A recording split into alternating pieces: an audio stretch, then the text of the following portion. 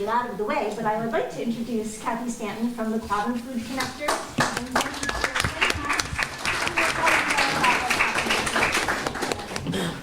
So can everyone hear okay? We do have amplification, but if it's not needed, it might be simpler to do without it. Is everybody okay? I can hear you. Okay, so we're all going to use our speaking voices. Okay.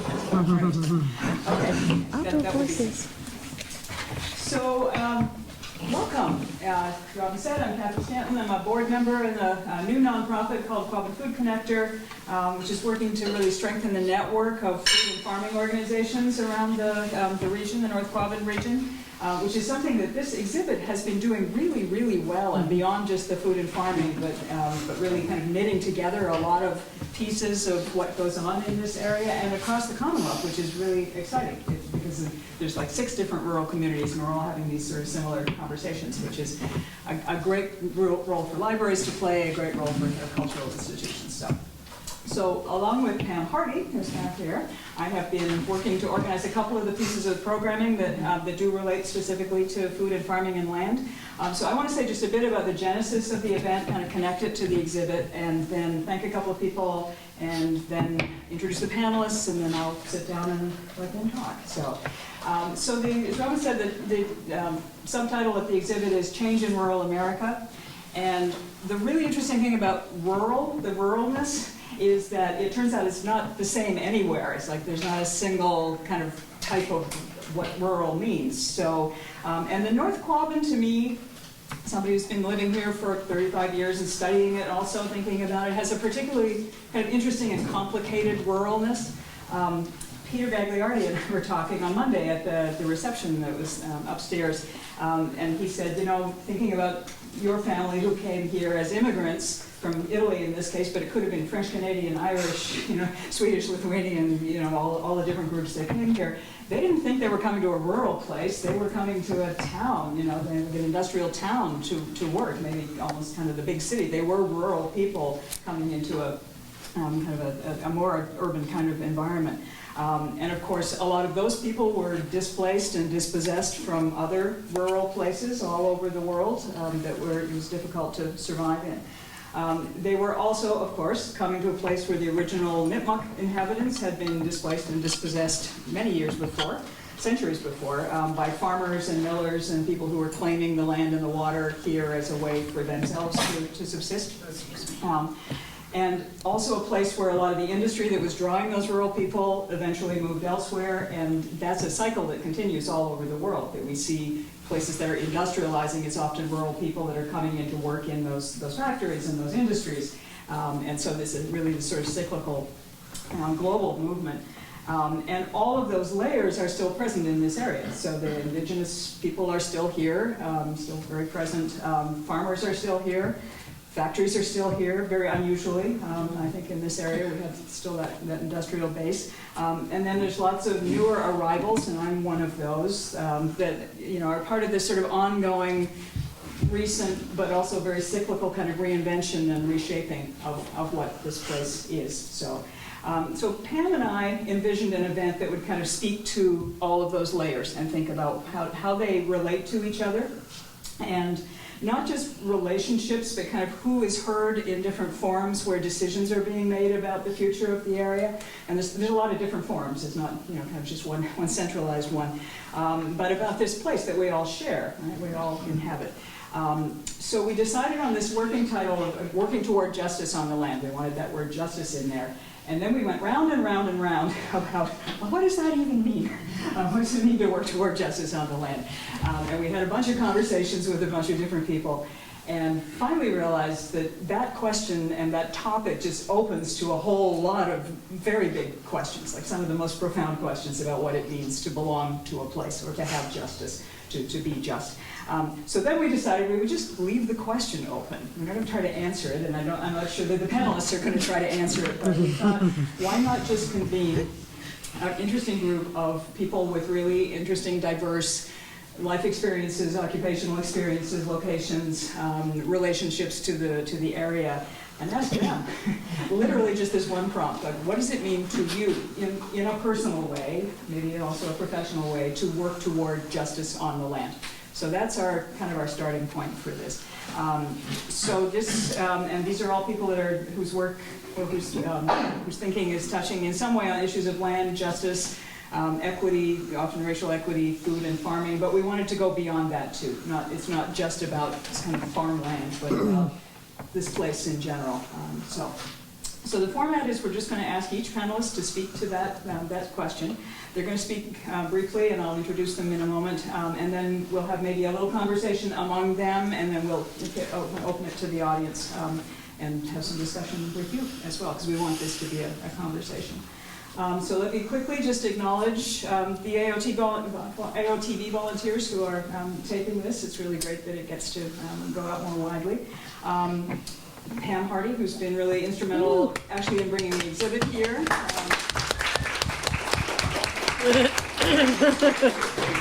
Along with Robin Schulman and Dean Shaughnessy and their committee and crew at AOTV.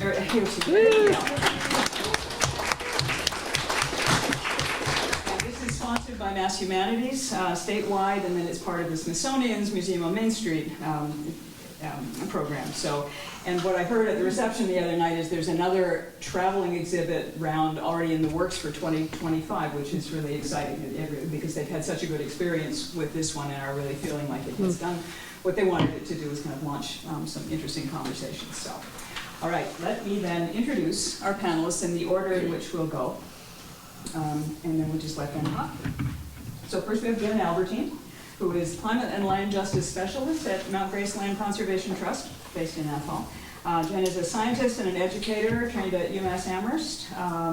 She has researched and taught on kind of how climate and environment, humans and non-human species, including allergenic plants, intersect, and how all of that relates to climate change and changing climate. So that's been the basis of her teaching, including in environmental studies at Mount Holyoke College. And she's also active in two community organizations that are working toward racial equity and justice, the Holyoke Food and Equity Collective and Peter Sam Anti-Racism Coalition. She also has deep roots, deep family roots in the North Quabbin. And then Michael Del Rio, who has a background in economics, and also then working in youth environmental education and empowerment projects, including at the University of Rhode Island. Interned in various places, including the Goordial Institute, which is a very iconic regenerative ag project, and also with the U.S. Fish and Wildlife through the Hispanic Access Foundation. And when I looked at Michael's bio on LinkedIn, I thought, here's somebody who's been maneuvering toward farming for a while. Here he is in farming. So he spent 2 years in the Peace Corps in Ethiopia working on nutrition-sensitive agriculture, and has been a farmer and teacher at the farm school in Athol for the last 2 years. So. And then Nalini Goordial, who is the owner of Kitchen Wizardry, which is a new home-based business in Orange that provides spices and herbs and teas, including the nettle tea. Somewhere in between invigorating and calming. We didn't want to calm you too much. So Nalini worked for several years at Quabbin Harvest Food Co-op in Orange, first as manager, and then launched the prepared foods division there, which was called Nalini's Kitchen. She has lived on both the East Coast and the kind of southwest part of the country. She escaped from a corporate career to live off-grid in New Mexico for a while. And she says in her bio, she says, food has been a constant in all of her roles in her life. So she draws from her own South Asian background and sort of family recipes and cooking traditions, and her early life in what was then British Guyana, now just Guyana. She is truly an alchemist with food, and that's the metaphor she uses when thinking of Kitchen Wizardry, for sure. With this really deep appreciation of the nurturing living qualities of food and relation. Nice. And then finally, Nice. last but not least, Deb Habib, who is the co-founder with her husband Ricky Baruch of Seeds of Solidarity in Orange. She's creative and executive director of the Seeds of Solidarity Education Center, which is kind of the education side of the farm. She also has a background in actually science and environmental education, also at UMass. Was focusing on cultural diversity in education before it was cool. It was doing diversity, equity, and inclusion kinds of work before everybody was doing that, using that acronym. But Deb and Ricky and Their neighbors have been central in the Garlic and Arts, North Quabbin Garlic and Arts Festival, in making school gardens and other projects, in doing youth education, in far too many other projects to mention. Deb is kind of a midwife for a lot of the projects, the good projects that have happened in our area. And then one recent one is that she is also a fellow board member of Quabbin Food Connector. So I think with that, I will stop, turn it over to Jenn to tell us what does it mean to you to be working toward justice on the land. Okay, thanks, Cathy. That was great. Thank you.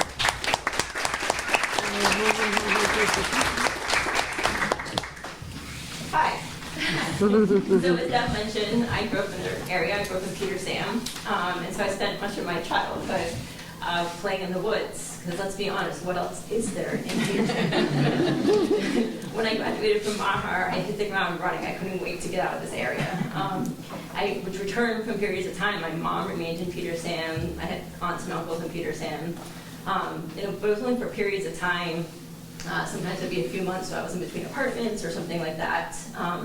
But then, in the fall of 2019, 6 months before the pandemic hit, I moved permanently back to Peter Sam into the house that my grandfather had built 70 years before. And so 6 months after that, my whole life changed, as I think everybody's in this room probably did. So I was teaching at Uncle Luke at the time, and so my work schedule switched to teaching at like 9 o'clock at night because we were teaching to students all over the world, and so classes were either early in the morning or late at night, so everybody could tune in at a reasonable time. And so that left me all day to start doing things, right? And so I started this beautiful garden. I started to walk in the woods to visit old friends that I hadn't seen since I was a child. Huge old oak trees, towering pine trees, mossy, beautiful covered boulders, bubbling streams, all these things that I loved as a child. I went and sat and saw again that I hadn't had time to do prior to the pandemic.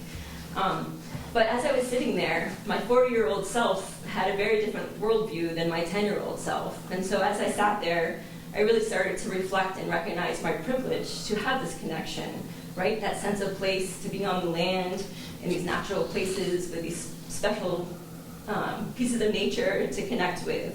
And also the ability to provide for my family by gardening on this little piece of property that my family had kept for generations. Right, and so thinking about the history of how my ancestors even came to Peter Sam and colonized that land. When my family first came, it wasn't actually called Peter Sam, it was the settlement of Nichawag, and it was named Nichawag by the people that were there already, the Nipmuc people. And so my family came, and only 10 generations ago, they stole this land from the Nipmuc people. They pushed them off.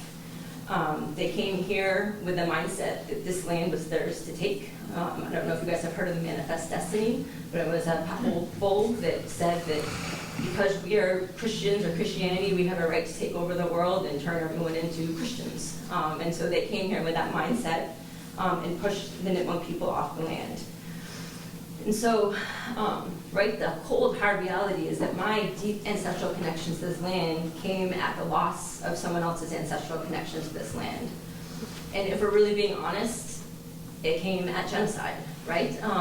So my family, the first parcel of land that my family bought in Nichawag, now Peter Sam, they purchased from a man who received that piece of property as a land grant that he collected in payment for a scalp bounty. So for genocide of Nipmuc people or other indigenous people, they would collect bounties, turn them in, and they would get payment. And so this person got land, and my family bought that land from that person. Right? And so that's heavy to sit with and think about, that our history is that of the loss of someone else's. And so I can't change what my ancestors did, but I can tell the truth about what happened and share it with everyone and do something different now to change how we're acting this time on the land. So to me, land justice is that ability for anyone who wants it to be able to build those connections to the land, right? To have that feeling of a sense of place, to be able to have a place to call home, a safety net to return to over your life, right? A land to provide to your family, to build generational wealth. And I'm not talking about riches, I'm talking about enough money to just simply exist. With what is needed to survive. My family was a poor farming family, but we had land that we were able to pass down through the generations. So justice means that we have to understand the harms and work to break down the barriers preventing people from accessing land and provide boosts for people who have been excluded to reconnect with the land. This is especially the case for Black, Indigenous, and all people of color, which I'll refer to as BIPOC people from now on. Black BIPOC people have disproportionately been excluded from the land, from accessing land ownership, simultaneously with boosts that have also helped white people gain the land. So there's federal policy that blocked BIPOC people from getting land ownership, and then at the same time boosts that helped white ownership. So we have these scales where we have a lot of people, white people owning land, and not a lot of Black, Indigenous, Latinx people, all people of color owning land. And so we have to think about this historical picture from the exclusion of wealth and land ownership when we're thinking about making things right today. It's not enough just to say, okay, well, you can have this piece of land now. We have to think about, all the blocks and the mountain that they still have to climb to get to that, the generational wealth that they've been excluded from to fix these harms. And so, luckily, this is something that I get to think about every day at my job at Mount Grace as a climate and land justice specialist. Mount Grace is really committed to developing projects to make systemic change. We're working to dig into our policies and practices of our organization that have potentially perpetuated some of this 100% white land ownership that we have in our North Quabbin region. And thinking about how we can change those policies to have a more just picture of land ownership in our region. And it's really not just us. This is something that a lot of conservation entities are thinking about. So there's a recent study in Massachusetts that was just published in the Proceedings of the National Academy of Sciences in April of this year. And if you guys don't know that journal, it's a pretty high-end journal. It's hard to publish in. It's a great paper. So what they found out was that they estimated that recent land conservation in Massachusetts generated $9.8 million of wealth in the housing market. Guess what that wealth went to? 91% of it went to white households, and the richest quartile of the white houses had 40% of that, which means that only 9% of that wealth went to BIPOC households in Massachusetts. And so the land conservation community recognizes that there needs to be large changes in land conservation policy to fix what this trend is doing. So Mount Grace is thinking about this on the local scale. We're so lucky to be working closely with and being mentored by people at the farm school the farm school has gone through some deep institutional change to become a more racially just organization. And so we're so lucky to have them mentoring as our organization goes through that same process. Carmen Guzan, who is the Director of Strategic Development, wrote a grant that allowed Mount Grace Land Trust and the East Quabbin Land Trust to come together with our board and our staff to really dig in to how we could drive this internal change within our organizations to center justice in our land conservation work. And so together we really hope that we can shift land stewardship and ownership demographics in the North Quabbin communities to be just for all people. And so we're also in relationship with members of the Nipmuc tribe, and we're really committed to participating in Land Back. Sure. And so Land Back calls for non-Native people to work to undo the harms of colonialism. And so we've been talking about some of this publicly, some of our work to increase land access, share our land with Nipmuc people through cultural agreements, and then developing co-management plans where we use their traditional ecological knowledge in concert with our scientific knowledge to create a better picture, more holistic view of how to care for our land. But there's a lot more deeper work happening below the surface that we don't often talk about, and that's really wrapped up in listening and building trust with these Nipmuc partners to learn about what their needs and wants are, and then leveraging our resources and connections in the community at the state level to help them achieve those goals. And in return, we're also learning immense things about how to be better relatives to our nature and our natural world, and so we're getting something in return for that too. So the ability to afford land is another key land justice issue here. Housing and farmland is so expensive in our region, and farmers have to work so hard to keep their farms viable. In my opinion, farmers should be the wealthiest people here. We can't survive without food or the people that grow the food for us, so it's kind of awful that they're struggling while we all need to eat. So we are, really working to develop and refine models and projects that address affordability and viability in our region, especially through a racial justice lens. And so as a final word, I want to be clear that there's a lot of room for different types of projects, and we will continue to support farmers and all the people that live here in our region, just as we have for the last 37 years of our organization's existence. Justice for BIPOC people does not mean less for others. It's not pie. I'm sure you've heard that saying somewhere before. And so, this work is very important. And so Mount Grace will continue to actively understand the role we play as a landowner and also an organization that works with landowners to make sure that we are as representative of all the diverse and wonderful people that live in our community as we can be. So, thank you. Ooh, yeah.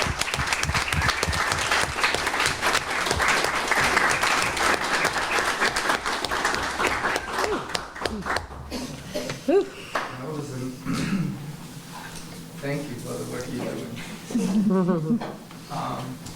Well, I would like to start with thanking and acknowledging also the people of this land, the Nipmuc, and also thank to my ancestors beyond the oceans and the Arawak Taino people, the island where I'm from. I was born in La Romana. It's a city in the southeast part of our island, between rivers and the ocean. And as a young kid, my mom was very determined to make sure that I had all I needed for my body, for my mind, for my spirit, for my soul. She grew up in a Catholic, very conservative Catholic family, so that made a lot of influences for her. And because of a lot of what you mentioned, colonization, racism, and capitalism, we were taught to kind of neglect a lot of our African and indigenous ways of being with the land. So rather than the land being something sacred, it was more like economic resource. My grandfather, he was an amazing farmer, and through his relationship with the land, he was able to care for a lot of people. And though he didn't get a lot of schooling, he was able to be very in touch with the natural cycles, like the moon, for instance. He depended on the phases of the moon to cultivate, to harvest, to plant. So those were very important, and he was, regardless of with his education, he was still very in touch with that. One of the memories that I have from when he was around was sitting under this traditional hut that we call enramada, which is like a hut made with palm leaves.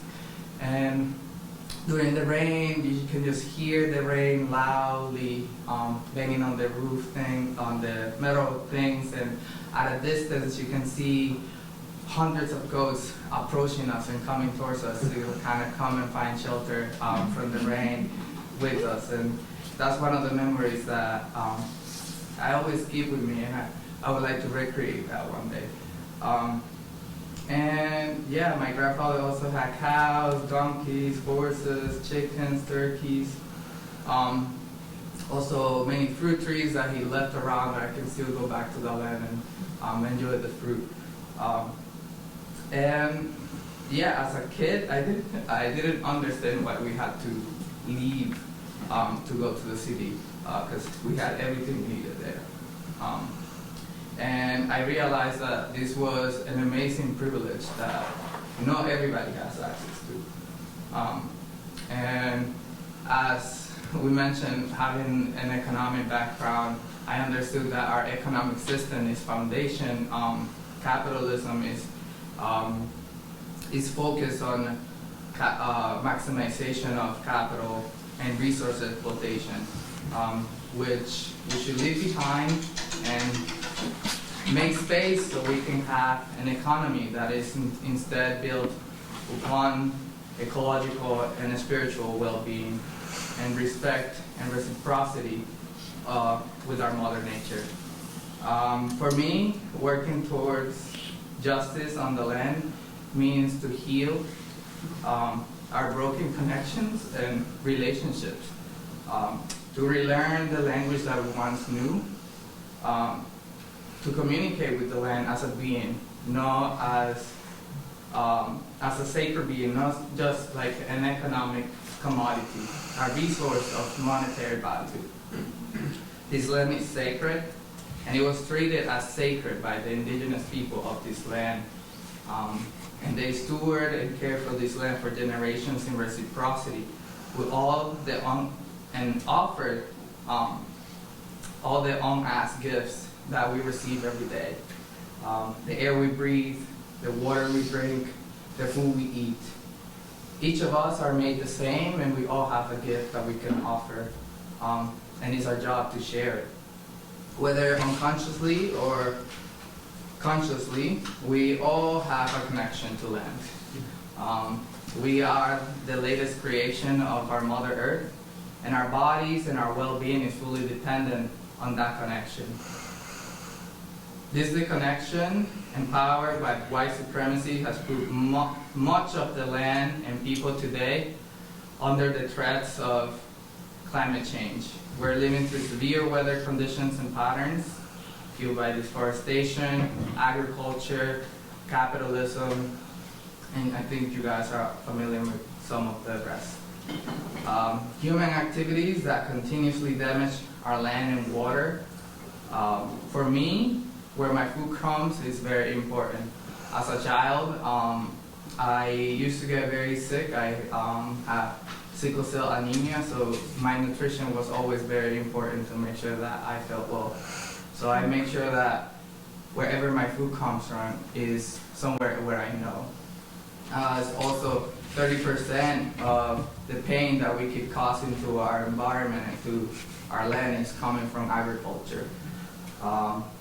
And since the establishment of this country, a lot of people have violently displaced from their land. So we can all just take a deep breath. Yeah.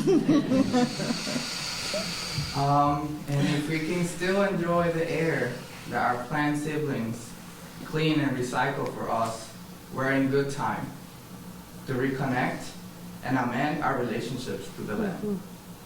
I am here and I want to speak for those beings that are not here in this room. The trees, the birds, the fungi, and all the other animals that contribute to the health of our ecosystem. Yeah. Thank you, Michael. Thank you. They help me welcome. Sorry. I'm very grateful for nature. At the farm, they help me welcome children that will make a connection to the land in their own way. We kind of guide them through the work, but they find their own way to find that connection. And I think that if we're still here today, we will have an opportunity to reconnect, to find that connection. And yeah, as you all are neighbors, the farm's there. And I think a lot of us are very lucky to have some access. So it's important that we keep that in mind and we make sure that we continue the work so everybody that have the access to make that connection to land. And likewise, as much as I'm saying here, those beings that are not here in this room, they also have a voice and that we should go talk to them and listen to them. And that's all.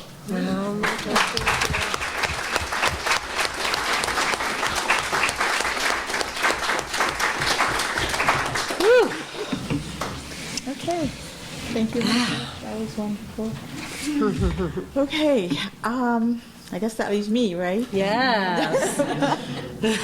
So my name is Nalini Goordial, and first of all, I'm really honored to be here and to have been asked to be here. But I have to say that when I was first asked to be here, I thought about what are my thoughts about working toward justice on the land in the North Quabbin area. What does that mean to me? I thought about this question quite a bit. It actually plagued me, and I wanted to opt out of this of this whole thing. I just wanted to be like, no, I don't want to do this. I wondered what contribution I could make, if any.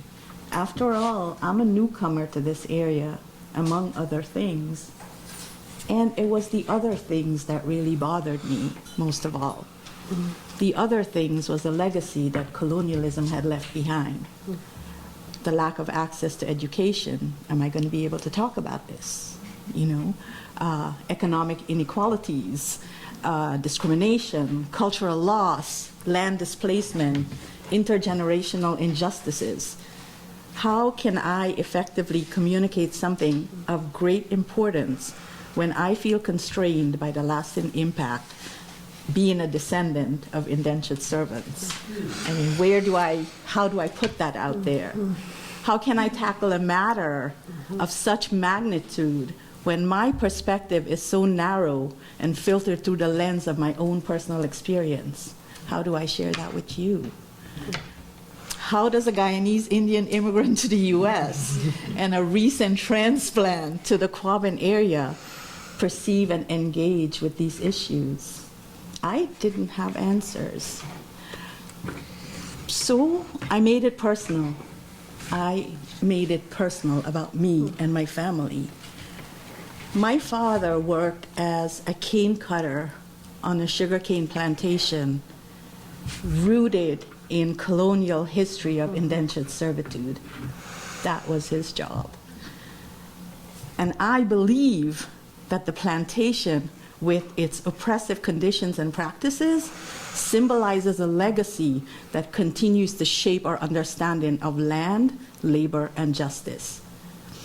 As I searched my family history, I was overwhelmed by the experiences of my ancestors as indentured servants. Their stories of struggle, aspiration, and resilience in the face of adversity was truly powerful. And yet, there were other emotions: anger, sadness, helplessness, and yes, more anger on top of that. The hardship that they suffered and they faced under abusive and unscrupulous conditions on the sugarcane plantation, that knowledge was too heavy a burden for me to bear. Nobody should be asked to carry that. But how does one work towards justice on the land without acknowledging the injustices? How do we do that? How does one not make it personal? How does someone like me not make it personal? I understand that their struggles were not isolated incidents, but part of a larger pattern of oppression and inequality that many have historically endured. But still, it was painfully personal. Looking at the experiences of my ancestors and their connection to the land was forcing me to see the impact that historical injustices have had on present-day land rights. So how can I relate to working towards justice on the land in the North Quabbin area? Well, I'm working on that. It is challenging to connect with a place that feels distant and unfamiliar, especially since I have deep roots in another land.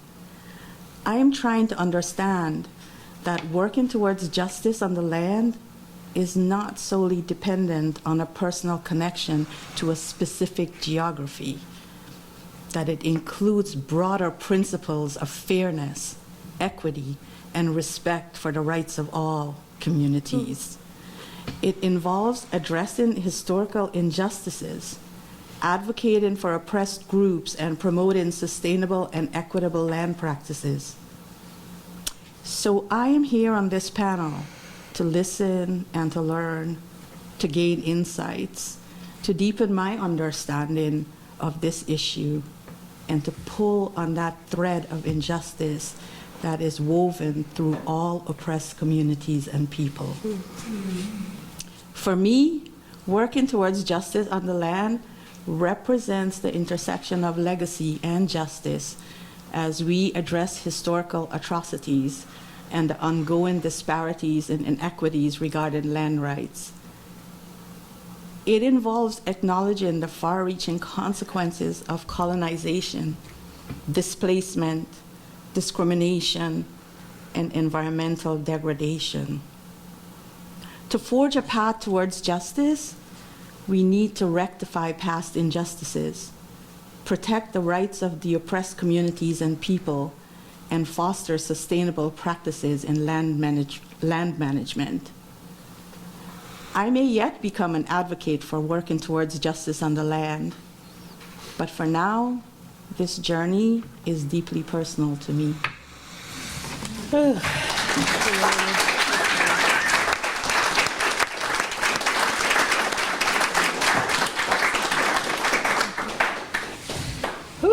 my goodness. Well, I first want to say it's an incredible honor listening to the three of you. My heart feels so full, and I'm thinking about so many things.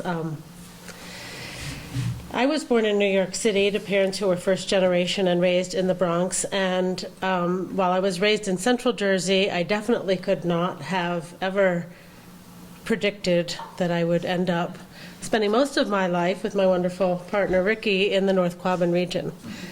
Like, wow, I did not think I was going to be a rural person. But it's a long story of how we got here.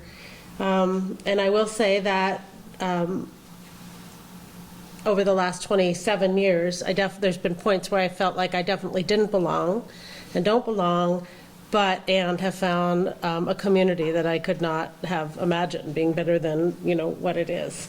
So thank you for those who are part of that community. Many of you are sitting here. Ricky and I actually, and our son Levi, took a trip. We had the opportunity to travel to Turkey, where my father's family's from, a number of years ago, on a pilgrimage we were on, and then we took a trip more recently with our son to Spain, where the Sephardic or Spanish Jews, which is my heritage, were expelled from, because we were wondering if that's where we belonged. Do we return to a place where we were expelled from a land we were expelled from through a violent inquisition 500 years ago? But it became clear that it really wasn't, in part because we weren't really wanted back there as Jews who were expelled. It hasn't changed all that much in 500 years. In fact, it's probably gotten worse. So here we are in the North Quabbin region, where we have great community, and I want to share a little bit more about how we work towards, and I'm really glad the title is Working Towards Justice, because I'm definitely a work in process every day, and that process is a work in process of how we work towards justice, as we've heard so eloquently spoken by my sisters and brothers here. I was upstairs looking at the exhibit on Monday, and it's really good. If you have a chance to check it out, do. And I was kind of caught by seeing the boycott lettuce button that was part of the farming portion, where the origins of the United Farm Workers, co-led initially by Dolores Huerta and Cesar Chavez. Dolores does not get enough credit, by the way. And it kind of brought me back, because my parents were longtime activists, and so when I was 8 years old, no more iceberg lettuce. No more iceberg lettuce. And I mean, if you weren't eating iceberg lettuce, you weren't eating lettuce, because that's the lettuce that there was. And so, as an 8 and 9 and 10-year-old, I was like, where's the lettuce, But looking back, I'm really glad to have participated in that boycott, which was a very powerful, successful boycott with no social media to move it, by the way. And wouldn't it figure that a third of my diet now is lettuce from our farm? So our farm and the intention towards climate justice is, I think, one of the big ways that we attempt to keep moving towards justice. And Michael said it so beautifully in terms of our relationships with all living beings, seen and unseen. Some of you have been to our farm, others have not. I hope those will have the opportunity to come to see the Solidarity Farm in Orange, but Ricky worked so very beautifully cultivating the earth with his hands, and we didn't have a choice. The land we could afford was not agricultural land. We had to work from the ground up. We had to build from the ground up, which led us into, after having farmed with tractors organically, but with tractors previously, having to build from the ground up led us to a much more sacred connection with the land, and also led us to be able to teach people thousands of people now from urban, rural, and suburban communities who have come to visit our farm, how to not only create and work with farm settings or build soil in ways that we build farms that contribute to mitigating the impacts of climate change through creating carbon sequestering land, but also make it so that we've had to build a livelihood on a small patchwork of land. And through that practice, we're now able to share with farmers of color, rising farmers without generational wealth in urban, rural, and suburban communities, how it is possible and how we must be able to grow food in and for our communities on small pieces of land. Because getting large tracts of land and barns and tractors, forget about it. Forget about it if you're a young farmer that doesn't have that inheritance or generational wealth or access to land. And Jenn spoke a little bit to the sort of the conflicts with land conservation, and agricultural land is part of that. So I think that's a really important conversation to continue. So that's part of how I think we have participated in and continue to work towards justice with our own connection to the land. The other way that we have dedicated ourselves in partnership with many of you in this room is through our community work. And there's a quote by Dr. Cornel West that some might be familiar with. He's running for president, by the way, People's Party, which is, justice is what love looks like in public. Justice is what love looks like in public. So, the way that we try and participate in that expression has been through the programs of our education organization. And we ran a program for 20 years for youth in this region. 450 young people from Athol and Orange went through our Soul Garden, Seeds of Leadership Garden, to just create a space for healing. Create a space for healing on the land. We continue that. Nalini and I are co-founders of our Women Healing Earth program at Seeds of Solidarity. We've put in over 50 gardens. We have some teachers in the room, or former excellent teachers in the room, like Deb Mertron, with whom we've put in gardens in the community. And then the big one, as Cathy mentioned at the beginning, is the North Quabbin Garlic and Arts Festival. And many of you here are part of our wonderful committee and volunteer in different ways. But I think thinking about justice on the land has to include economic justice. And the roots of the North Quabbin Garlic and Arts Festival were to create a space for farmers and artists in this region who had to leave the North Quabbin because there was no venue here to sell our wares and our work and our produce. So, it's multi-purpose, it's joyful, it's educational, but it's also an economic generator, which is a huge, huge piece in rural communities, how we as community members co-create ways that artists, farmers, and other people who create their own livelihood can stay in our rural communities and make a living. So, thank you.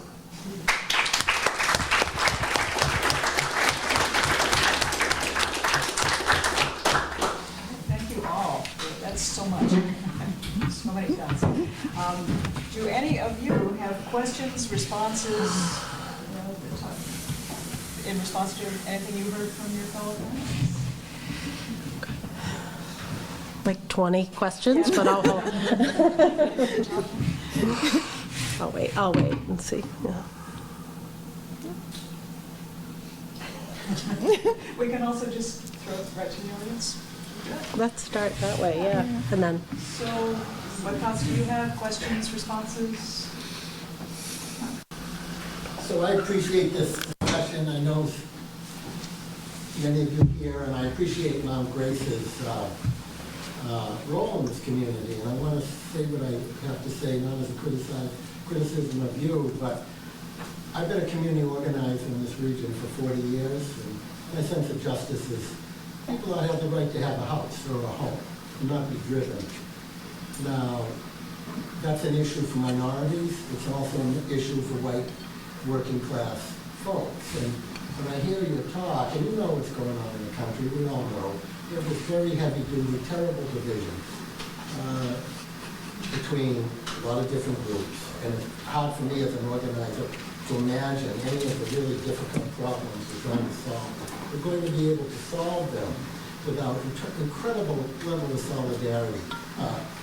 So when I hear you talking, and I've mentioned this to the Mount Grace director a couple of years ago when I was going to have lunch and I didn't, and I will try to, but when I hear discussion in public that mentions minorities without mentioning white working class folks, and then I look at the stats, and I think about, you're probably half the kids or more in this community, probably more, probably 2/3 not going to be able to live here.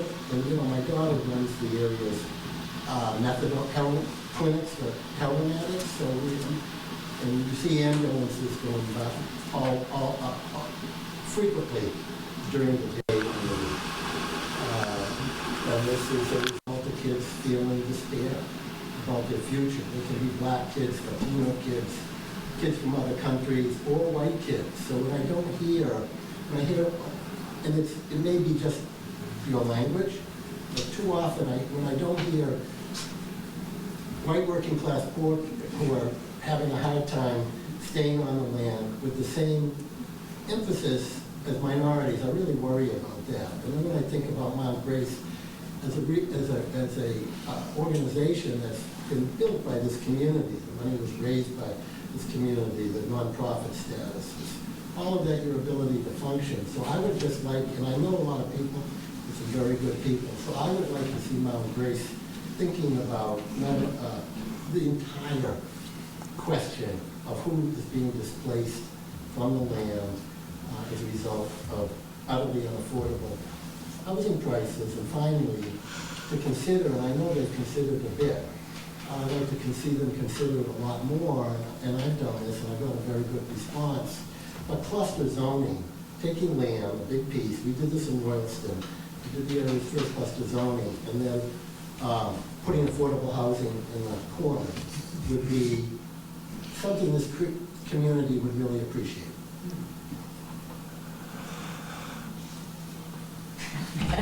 All right, I was just asking my boss what I can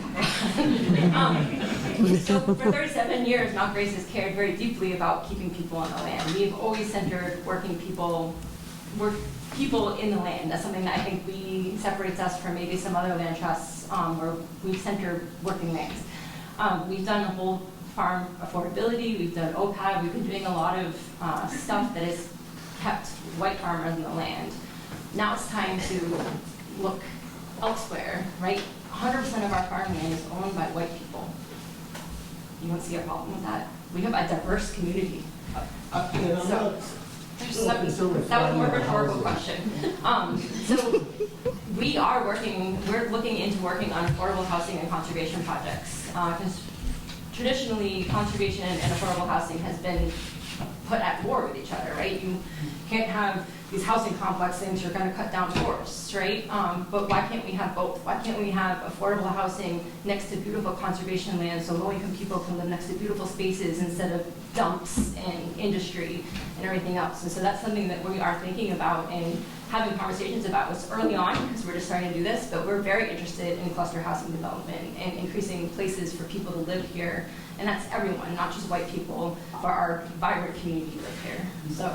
And I think of you as a good organization, and I just want one last short comment is, it's probably, it might be better in terms of how people feel, to be, when you're saying that white people have done this, these guys, now it's time for them. It's probably time for everyone who's having a terribly hard time. And that's why they're including minority people, because historically they've been excluded. So when people are saying BIPOC, it's not to exclude white people, but to be specific and including people like myself that are historically invisible. I'm one of like, what, 4 darkly colored people in this room right now, and like, it's not to exclude white people at all, it's to make it spacious. Have a voice. You need a voice. I respond to that. I hear your heart talking about how long you've been working Your daughter is obviously putting her heart and soul into working with youth in this community. But to me, it feels like an invitation when I hear the work that Marcus is doing. I'm new to this area, so a lot of this work is new to me. But I don't feel excluded from the conversation when Jenn talks about the work that she's doing with Michael or Nalini or Deb or Cathy. When I hear them thinking about solutions that are going to work to break down the things that have got us under this illusion that we're separate, and that there's only one pie, there's only so much to go around. So to me, it sounds like an invitation. And I hear, again, new to the area, and I hear your passion, but I think I hear solutions that are going to help all of our kids. And I don't need to say, my kid's white, so they're going to be kept from something. I hope they wouldn't think of it that way, but they're young yet, so who knows young-ish. Anyway, thanks for letting me respond. And I think also what Mark is talking about is like working class or less affluent white kids and kind of white people who are struggling, and that's the false dichotomy of, you know, that's who's sort of scapegoating each other. There's a danger, I think, in taking that approach and not seeing the holistic history of you know, kind of dispossession and exclusionism, and how industry, while wonderful in many ways for a place like this, has also been very damaging in many ways, environmentally and socially, and has left you know, kind of many legacies that people struggle with. And it's sort of somehow to see those sort of broader cycles that we're all part of feels to me like why it's so important to focus on what has been happening to people who are pushed farthest to the margins and most discriminated against, and to use that to kind of pry open this larger story of the harms that have been done in many ways by these processes that we're trying to find our way out of in responding to climate change and thinking about justice and all of that. So I completely understand what you're saying, but I feel like it maybe sort of falls back into that dichotomy that people struggle with, and the political dichotomy that we need to somehow find our way out of. And what I'm hearing in this panel is more, you know, kind of ways to almost to zoom back out and see that bigger picture and think about how to convey that. But thanks for listening. There was another up here. Yeah, I have a question for each of you, and I would love to hear all about your hopes and dreams and needs and so forth. I'm going to keep my question to Jenn, because I have a friend, and I really want to hear about the relationships that you're building with the Nipmuc community here. I have a friend who wants to give their farm to the Nipmuc community, and it was rejected. They weren't able to do that. And I think it's because there isn't enough of a relationship built. And that's really important. I'm wondering if you have any advice on how to build such a relationship so that land could be given back or remain created.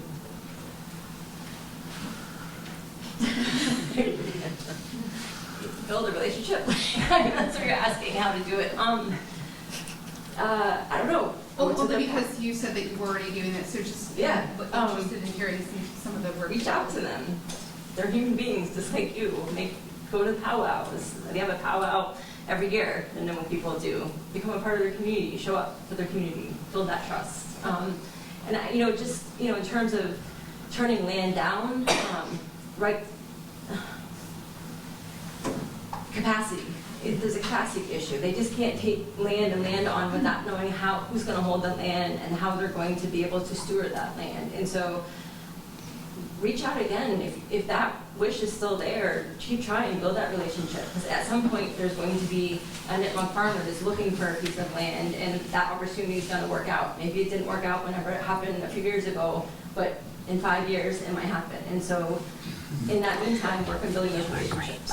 There's people in this room right now. They're everywhere. So it's not hard. But it is hard, because there's a lot of resentment, which is natural, and people don't want their native traditions taken over by white people. Of course. But I think they have to talk about indigenous stuff with them in their ceremonies. Talk about the weather. Talk about ice cream, cupcakes. I don't know. I agree with that. I think going to the powwow isn't the answer to that. Why not? the place to come and be in community with them. We're invited to powwows. That's the whole point of them, is to create that cultural understanding of each other. But too many white people take advantage of that and. True. And But you don't have to go and play and pretend you're indigenous. You can go as a white person dressed like you normally dress and be present in our culture.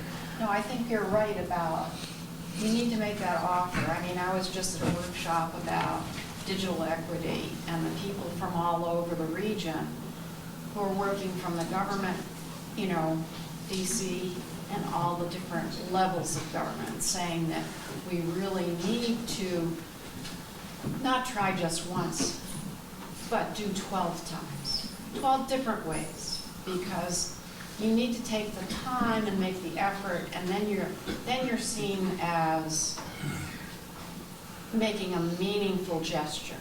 If you just do it once, they've been burned, you know, so that you don't have the trust and that you've done it. There's a great saying, moving at the speed of trust. And that's how Mount Grace is operating. It's, you know, I've been doing this work for almost 3 years now, and it's taken time, but I think that we've built some trust within our communities together, and the work is still slow, and it does take a lot of years. listening. And some people are more ready. You may run into that farmer that's ready. But it may take 12 other people. And maybe to add, like, as a young person that wanted to go into farming, farming is very intimidating. It's a lot of work. You bet. It's a whole lifestyle. So, like, even if I, like, me by myself, if somebody were to give me a farm, like, that's a whole level that I'm not ready. And I've been farming, and, like, especially in the environment that, in the economic system that we're living in, to just have land and like that huge responsibility, it's a big deal for somebody to just take it as like their kid, because a lot. Yeah, I appreciate that a lot. I think coming back with more of a plan would be helpful for my friend. I'm also part of a land justice affinity group that is in the process of doing some land rematriation work and for an indigenous community. And you know, sometimes just they can hold that land for a little while and not farm it, but if it's an active farm, it would require that whole plan. So I appreciate that perspective a lot. I'm happy to give you my card after, if you want to get in contact, and I could probably put you in some contact with some people that are interested in taking on land at some point. So. Quabbin. I hope this will make sense. This kind of ties into both what Deb and Nalini were saying. My heritage is very similar to Deb's, and so my people were expelled from Spain and then moved to Turkey and then had to flee Turkey or the other side of the family fled the pogroms in Eastern Europe. And land ownership was categorically denied to them. And so in my generation, you know, we're the descendants of people who have no idea how to use a tool or grow a plant or, you know, do any of the things that are necessary with home ownership or with land stewardship. And I think that's one of the things that's so great about the farm school and about Seeds of Solidarity, because you are giving opportunities for people to learn these important skills. And, you know, there are lots of people who, for a variety of generational reasons, don't have any of those skills or any connection to knowing how to do those things. And for some of us, you know, there's this generational, there's a fear that owning something, owning a piece of real estate ties you down. You need to keep everything that you can carry because you're going to have to flee. And it's very interesting how there was no fleeing in my personal life. But I do know that it was definitely imparted to me that if you have a car, everything you own should fit in that car so that you can take off whenever you want to. And I think that when we talk about land justice, there needs to be even some mentorship about being okay with owning something, embracing that and having the skills to be successful. Like, you want to be ready if somebody's going to give you a farm. You need to be able to manage it in all of the aspects. So I think there's like a couple of interesting pieces that made me think about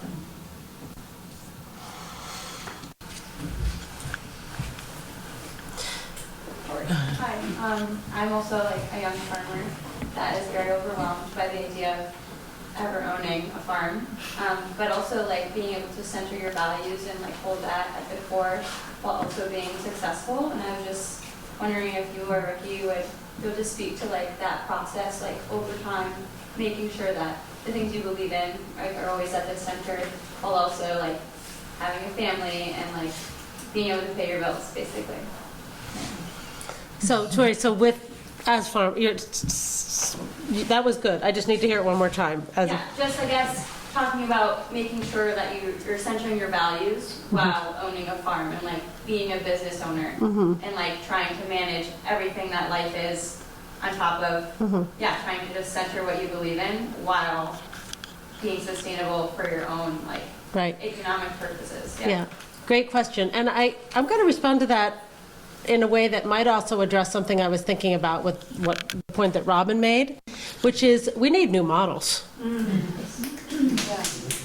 You know, it's like we need to build on very old models and learn more about ways that work that are not rooted in power over and capitalist dynamics. You know, and you know, we have an amazing food co-op in the North Quabbin, you know, yay, Quabbin Harvest. You know, we have like a lot of collective models. We have, you know, a festival that's all volunteer run that's in its 25th year that has money in the bank and gives it out, right? So it's like, but we need to keep creating our own new models of that don't look like the things that aren't working, that don't look like the things that perpetuate, you know, a colonizer mentality, a profit-driven and greed-driven mentality. And it's hard to step out and do that when, you know, our parents, society, the media, all these places are saying, well, what about artificial intelligence? It's like, that is not our way. That is not our way to a more just future. You know, it's just not. So, you know, we need to be strong in creating these new models and do it together and do it collectively. Through the pandemic, the Cooperative Fund of the Northeast said that only 2 cooperatives, and these are, you know, printing, food, bicycle, all kinds of different housing, all kinds of different cooperatives, only 2 throughout the entire like Northeast went out of business during the pandemic, whereas a lot of other kinds of businesses did, right? So cooperative models were stronger. So with your, just to try and get back to your question, it's a lot easier to start with core values and keep them intact than add them on later. So I think, and Ricky will often say to people, like, find your niche in farming. Find the things that are most important to you. Figure out what your values are. Find your people. Keep your head above water, even if it's just a little bit. You know, think about how you're going to do it for the long haul, and we have to stick with it and ask each other for help and support too, because it's not easy. So your way doesn't have to look like anybody else's way. And I'm always here to talk with you.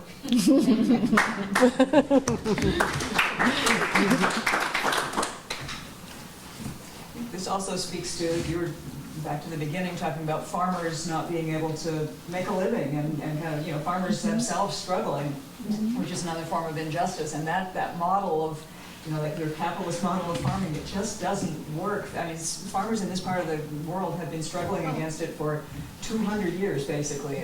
Yeah, but it works for rich people.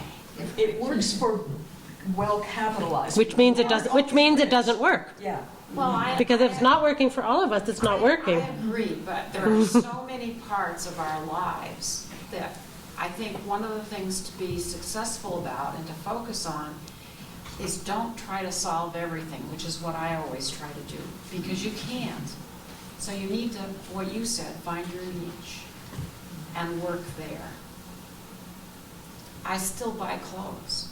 I don't run naked through the woods, you know, and I don't question about the production of all those things, because I'd stop doing everything if I did. So, anyway, I don't think it's an easy answer. No, it isn't. No. There are no easy answers or, in fact, answers. But they're good questions. They're very good questions. So, other thoughts, responses? Peter. I just wanted to add something. because I think some of the goals that are articulated are going to be more difficult than we have contemplated going forward. Land is a finite amount. We don't make more. It's nice that a lot of land is being set aside for not to be used for development. But at the same time, that reduces what's available for housing and jobs, which you can't move people in here if there's not work. They have to work somewhere. And what I've watched, I worked in the housing field for over 40 years, and I watched as the prices got higher outside of Route 128. And then it got to Route 495, and people, prices were going up there. And then it got to a point where you couldn't go to Leominster and Fitchburg anymore to buy an inexpensive home because people had discovered that. And so now they went to Gardner. Well, I have news, if you haven't noticed, they now are here in abundance in Athol and Orange and even in little towns like Royalston. And many of these people who have other options, but they choose to have a less expensive place and to be in a place where they can enjoy the forest and those opportunities. But I really think that this state is very short in terms of housing. There's not enough housing for the people who need it here in Massachusetts. And that pressure is going to show up. So particularly the land trust is a very important tool. And looking at setting aside some parts of that for housing, while also preserving the forest and so forth, is really important, and you may need to think about, and what about the jobs? So it's really 3 or 4 years ago, I went looking to see what the price was for a lot in Athol. And there wasn't much over $10,000 a lot with town water and sewer. Tell me you can find one of those today. Just a few short years later. And it has gotten to a point where we still don't have the cost that you see just a little ways to the east of us. But that need is going to spread in this direction. And we're going to have to do something to make sure that the people we already have can afford to live here, and to make the opportunities available for others that we care about. I grew up in Athol. This is, my grandfather came from Italy to be a tailor at a local clothing store. And a year after he got here, with 2 of my uncles who had been born in Italy, he owned a house. That doesn't happen so easily today. And I think that's really the kind of issue that we're going to have to think a lot about. And it is here. Just watch the traffic going out of town every morning to go to work somewhere else. And when I was a kid, probably 80 to 90% of the people who lived here worked here.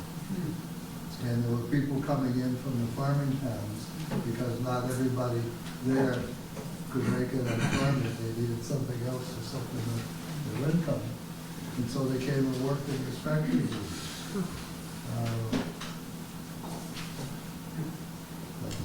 Big challenge, but we got some tools.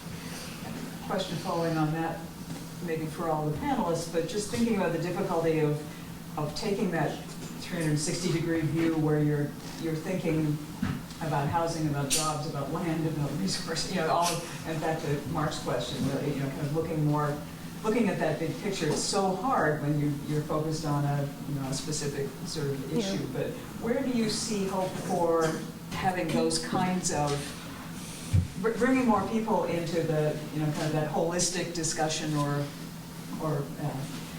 just view of what it is that we're trying to weigh and balance and solve together.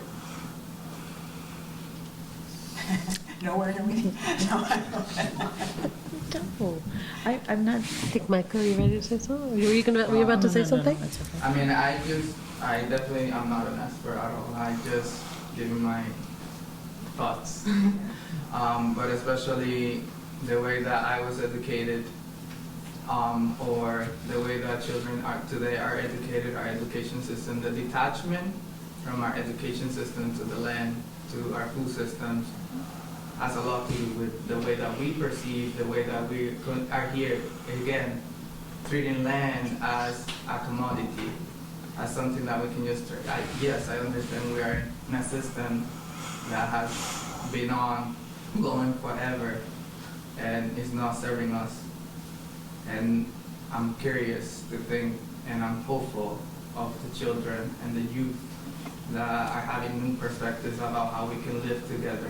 And I'm happy that all of you are here. This is part of that work coming together to address these things that we're thinking that are way bigger than our capacity, and realizing that we need to have a complete shift about how we're thinking about these issues, keeping in mind how we were educated and thinking about how that did not serve us, and I don't see how it's serving me or will serve the future if I continue to think about the issues in the same ways I have done in the past.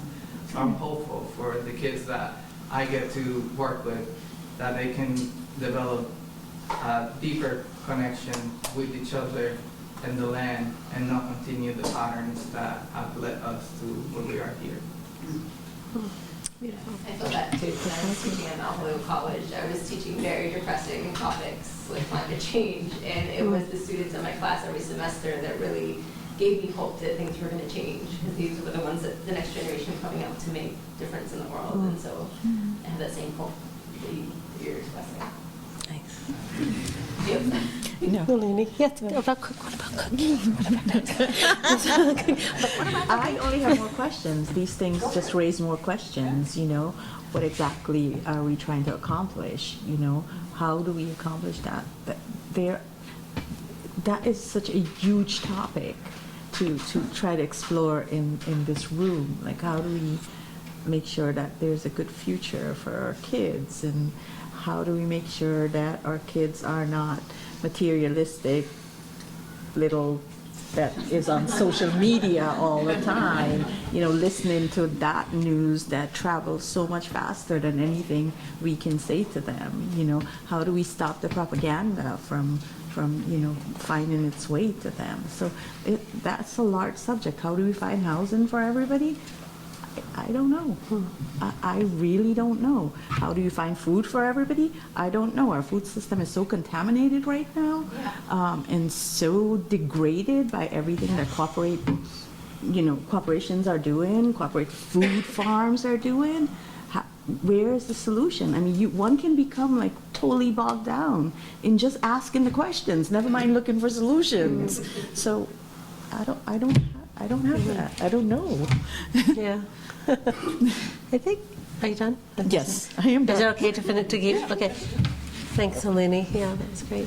I was thinking about, you know, Michael was saying also about the importance of sharing this work, and I think about our teen program that I mentioned, Soul Garden, See the Leadership Garden, that we did for 20 years here for over 400 North Quabbin youth. And then we got a little old to be herding teenagers, you know, every week. But, you know, one of the most heartening things for me is when we run into these young people who were in this Soul Garden, many of, you know, and I will just say, man, it was really transformative for many of them. And it wasn't the growing food and sharing food in our community that brought them there and kept them there. It was the quest for community, for a positive community to be part of. And we'll hear that over and over from like arts-oriented organizations and so forth. So, but then they learn about how to grow a few things and how to cook. And we've had people like Christina come and do, you know, workshops and so forth over the years. And and then they pass that on to their kids. But it also just this whole idea that, it's okay to have a worldview. It's good to be in community. We've got to think, positively. Our connection to nature and awe and wonder is like the most precious gift we can imagine. It carries on. So I think sometimes we bring people into the conversation and come together in ways that are not as specific to a topic or a goal, but by coming together in, joyful, wondrous community with hard conversations also, we can do a lot of good work together. Maybe one more question you had? Yes, I've been listening to this, and I grew up in a farming family. Grandfather, great-grandfather, my father, and myself. And I don't know how many farmers there are in this room, but the farm people I know work 84 hours a week. That's 7 times 12. They work hard. And of course, if you have animals, the animals don't take vacations. They need to be fed every single day. I think the real problem is work ethic. I think that many of the adults and the youngsters today aren't willing to work 84 hours a week. If they did work, I don't care what color they are, what creed, it doesn't matter. If you work 84 hours a week diligently, you will succeed.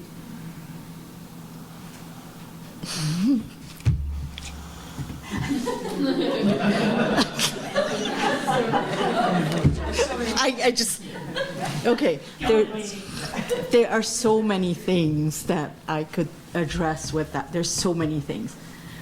You have land to work. That's the first one.